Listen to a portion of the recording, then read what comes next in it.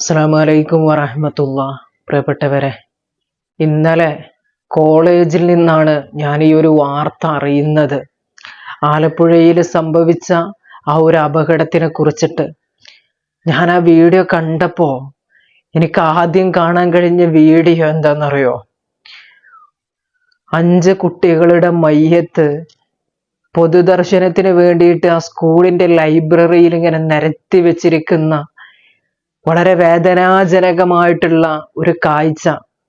ആ ഒരു വീഡിയോ കാണുമ്പോൾ ആ കുട്ടികളെ വീക്ഷിച്ചു കൊണ്ടിരിക്കുന്ന അവിടെയുള്ള ഓരോ വ്യക്തിയുടെയും കണ്ണിൽ നിന്ന് കണ്ണുനീരിങ്ങനെ ഒലിച്ചിറങ്ങുന്നതാണ് കാണാൻ കഴിയുന്നത്. ചില ആളുകൾ അവരുടെ സമനില തെറ്റിയിട്ടുണ്ട്. ആ കുട്ടികളെ ചുംബിക്കുന്നതും അതിൻ്റെ അടുത്ത് നിന്ന് കുഴഞ്ഞു വീണ് കരയുന്നതുമായിട്ടുള്ള ചില വ്യക്തികൾ. അതിൽ നിന്ന് മനസ്സിലായത് ആ കുട്ടിയുടെ മാതാപിതാക്കളാകാം, ഉറ്റവരാകാം, ഉടയവരാകാം. യാ അല്ലാഹ്, വല്ലാത്ത വേദനാജനകമായ ഒരു കാഴ്ച തന്നെയാണ് അത്. ഒരു മനുഷ്യനിക്കും ഉൾക്കൊള്ളാൻ കഴിയണില്ലെങ്കിൽ ആ മാതാപിതാക്കളുടെ വേദനയും പ്രയാസവും എത്രത്തോളമാണെന്നൊന്ന് ആലോചിച്ച് നോക്കുങ്ങൾ. ഡോക്ടറേറ്റിന് പഠിക്കാൻ വന്ന 19 വയസ്സുള്ള 5 വിദ്യാർത്ഥികള്, അവരുടെ കൂടെ വേറെയും അവരുടെ സുഹൃത്തുക്കൾ ഉണ്ടായിരുന്നു ആ ഒരു കാറില്. അവര് രാത്രി സിനിമക്ക് വേണ്ടിയിട്ട് തിയേറ്ററിലേക്ക് ഇറങ്ങിയതാണത്രേ.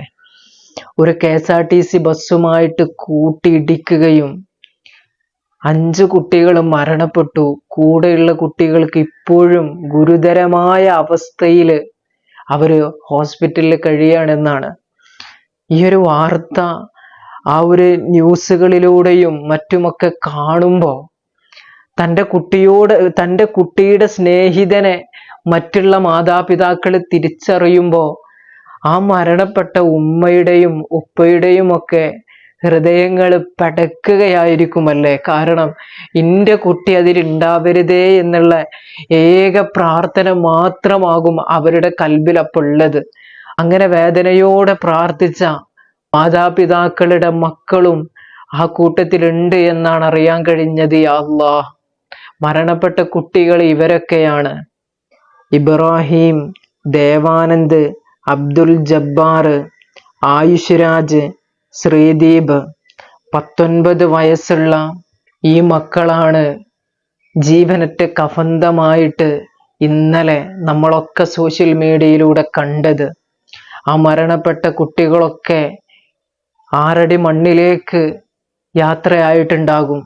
ചില കുട്ടികളുടെ മതവിധികൾ അനുസരിച്ച് ചിലപ്പോ ദഹിപ്പിച്ചിട്ടുണ്ടാകും. യാ അല്ലാഹ്, എത്ര തന്നെയാണെങ്കിലും സഹിക്കാൻ കഴിയുന്നതിൻ്റെ അപ്പുറമായിരുന്നു ആ ഒരു കാഴ്ച. ഇബ്രാഹിം എന്ന് പറയുന്ന ഈ മോനുണ്ടല്ലോ, ലക്ഷദ്വീപിലാണ് പഠിക്കുന്നത്. ആ കുട്ടി അവിടെ വന്ന് ഇവിടെ എക്സാം എഴുതി അതിൽ പാസ്സായിട്ട് ഇവിടെ കോളേജിൽ ചേരുകയാണ്.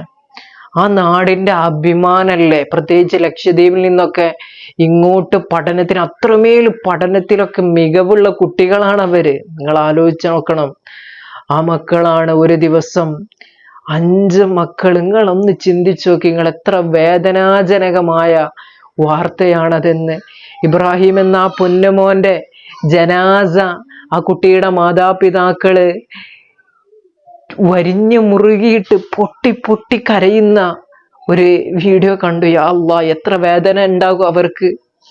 ആ മോന്റെ ജനാസ ലക്ഷദ്വീപിലേക്ക് കൊണ്ടുപോകുന്നില്ലേ, എറണാകുളത്ത് എവിടെയോ ആണ് ആ കുട്ടിയുടെ ജനാസ മറമാടുന്നതെന്നാണ് അറിയാൻ കഴിഞ്ഞത്. അല്ലാഹ് പടച്ചോനെ, ആ കുടുംബത്തിന് ക്ഷമ പ്രദാനം ചെയ്യണേ തമ്പുരാനെ.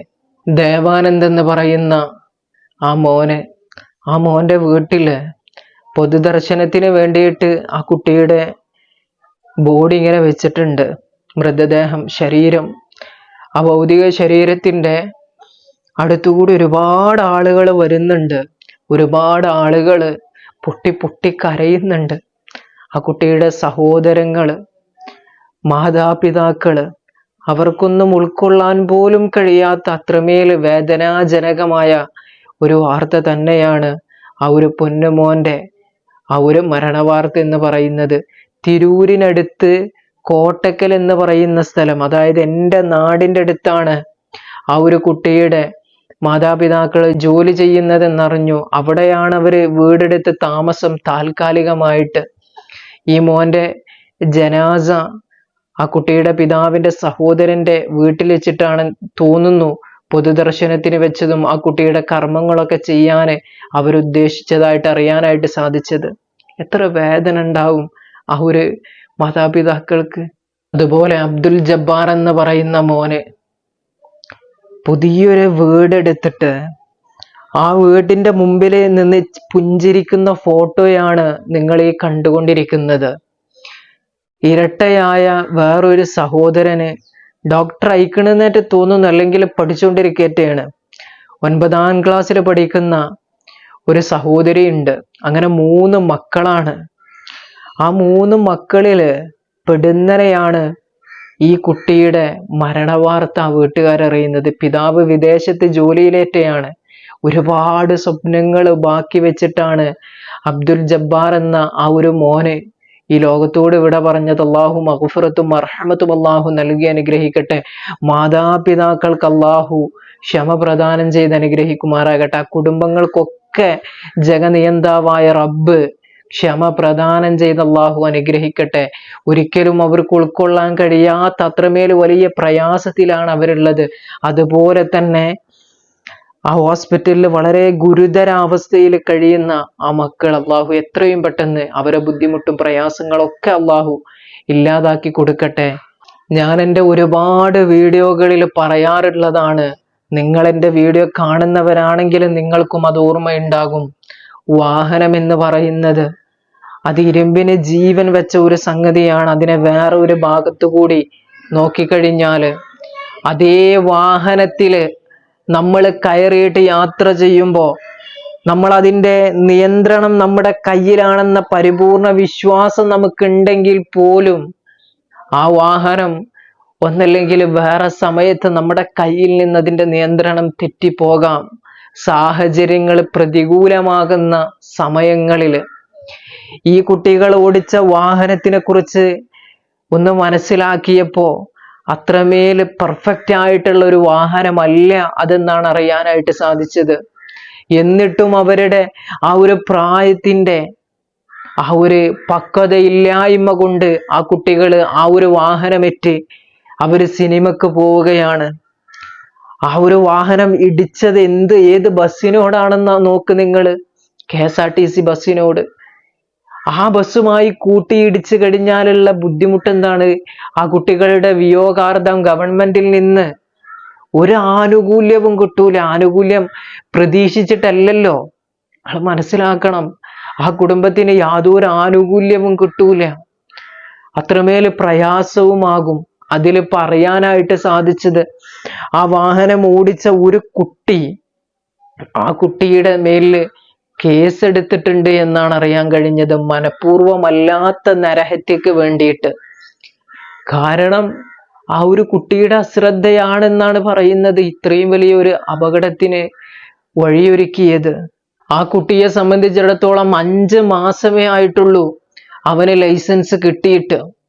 ആ 5 മാസത്തെ എക്സ്പീരിയൻസ് മാത്രമേ ഉള്ളൂ അവനിക്ക്. ചിലപ്പോൾ അവനിലുള്ള അമിതമായ ആ ഒരു ധൈര്യം, ആത്മധൈര്യമാകാം ആ ഒരു കുട്ടിയെ ഇതിനെ പ്രേരിപ്പിച്ചിട്ടുള്ളത്. പക്ഷേ ഏറ്റവും കൂടുതൽ നമ്മൾ ശ്രദ്ധിക്കേണ്ടത് വാഹനം ഓടിക്കുമ്പോഴാണ്.